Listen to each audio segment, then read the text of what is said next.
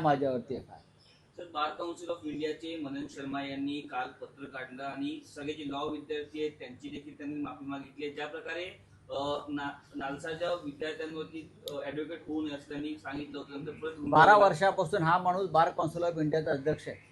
निवडणूक नाही, काही नाही, काही नाही. माहिती आहे का तुम्हाला? त्याच्याविषयी माझ्याकडे भरपूर माहिती आहे.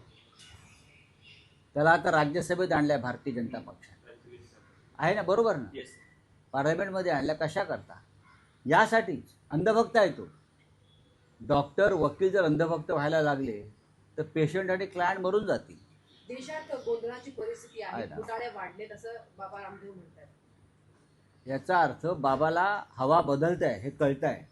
कळलंय आता. सरकार बदलत आहे करा. याचा अर्थ बाबाला बरोबर कळतं की आता हवा बदलते, सरकार बदलते, पातांजलीवर रेड पडू शकतात पुढल्या सरकारमध्ये. त्याच्यामुळे बाबा सावध झालेला आहे. गोपीनाथ मुंडेंना काँग्रेसमध्ये घेण्यासाठी सोनिया गांधी तयार होत्या असा पृथ्वीराज चव्हाण यांनी दावा केलेला आहे. परंतु मनमोहन सिंग पक्षांतराच्या विरोधामध्ये होते अशा प्रकारे. शरद पवार यांनी सुद्धा त्यांना तो सल्ला दिला होता. ही जुनी बातमी आहे फार. गोपीनाथराव मुंडे यांचा भारतीय जनता पक्षामध्ये छळ झाला होता. छळ केला होता त्या लोकांनी. मानसिकदृष्ट्या त्यांच्यावरती आघात केले जात होते. त्यांचा अपमान केला जात होता गोपीनाथरावांचा. आम्हाला माहिती आहे. आम्ही दिल्लीमध्ये होतो तेव्हा ते पवारसाहेबांना भेटले, ते काँग्रेसच्या नेत्यांना भेटले. पण मनमोहन सिंग हे एक सज्जनग्रस्त होते. त्यांना अशा प्रकारच्या पक्षांतराला त्यांनी विरोध केला होता. त्याच्यामुळे त्यांना सल्ला देण्यात आला की तुम्ही आहात तिथेच थांबा. कदाचित जर ते काँग्रेसमध्ये आले असते तर त्यांचे प्राण वाचले असते. चला हिंदी. राहुल गांधी को नोटिस भेजा गया है, 7 लाख को दे दिया संसद में. क्यों भेजा है नोटिस आपको मालूम है? उसने किसी को इडियट कहा. इडियट. अब इडियट क्या अनपार्लियामेंट्री शब्द है? ये देश में जो लोग सरकार चला रहे हैं और जो सरकार में बैठे हैं, चाहे स्टेट हो या चाहे केंद्र हो, इडियट कैबिनेट है. ये इडियट का मेला है सब. देखिए ना, महाराष्ट्र के एक मंत्री कल भाषण कर रहे, बोल रहे, और मंत्री को मालूम नहीं कि ये कितना स्वतंत्र दिन की कितने साल हो गए. वो पीछे किसी को पूछ रहे, हमारे मेयर्स को नासिक के पूछ रहे कितना है ये स्वतंत्रता दिन. वो बोल रहे हमारे गृह मंत्री जिसने जंतर मंतर पर छोटे बच्चों पर पैलेट गन चलाई, टीयर गैस छोड़ा, किले वाली लाठियां से उनको जख्मी किया, मारा, वो अगर पार्लियामेंट में जवाब देने को नहीं आते, 15 दिन भाग जाते हैं, तो आप उनको क्या कहेंगे? आप मुझे बताइए, क्या बोलना चाहिए? इडियट ही है ना सब. एक फिल्म आई थी आमिर खान की, इडियट. उसको बहुत बड़े अवार्ड्स मिले हैं उस फिल्म को.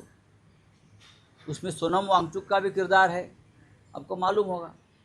तो इडियट अगर अनपार्लियामेंट्री है तो ये फिल्म को सेंसर ने मंजूर कैसा किया?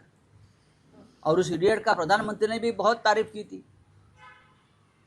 तो इडियट है. उसमें गलत क्या है? इडियट को इडियट बोलना इस देश में, लोकतंत्र में गुनाह है क्या? सर, वंदे मातरम पे बीजेपी कंट्रोवर्सी कर रही है, लेकिन सोनिया गांधी ने कहा था कि वो कुर्सी मंगा रही उनके लिए. इसका क्या कहना चाहोगे सर? हाँ, तो उसमें लिखिए वंदे मातरम के आप 6 कड़वे हैं, 6 पैराज हैं, वो कंपलसरी किए, जिसकी ज़रूरत नहीं थी. वंदे मातरम, सुजलाम सुफलाम मलयज शीतलाम, और आगे की 4 लाइन जो है बहुत इम्पॉर्टेंट है. अब उसने जो कानून बनाया है वो कानून है 6 के 6 आपको गाना पड़ेगा. लेकिन जब ये कानून पार्लियामेंट में पास हो रहा था तो देश के गृह मंत्री नहीं थे और प्रधानमंत्री भी नहीं. तो यही सबसे बड़ा अपमान है ना.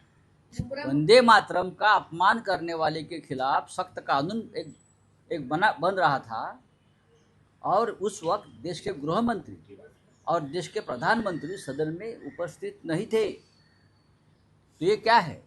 भगत सिंह फांसी पर चला गया, वो पूरा वंदे मातरम नहीं गा रहा था, सिर्फ वंदे मातरम की गर्जना कर रहा था. जो भी हमारे क्रांतिकारक फांसी पर गए, या स्वतंत्रता संग्राम में जेल में गए, उस वंदे मातरम और इनकलाब जिंदाबाद ये दो ही शब्दों का इस्तेमाल करते थे और लोगों में चेतना निर्माण करते थे।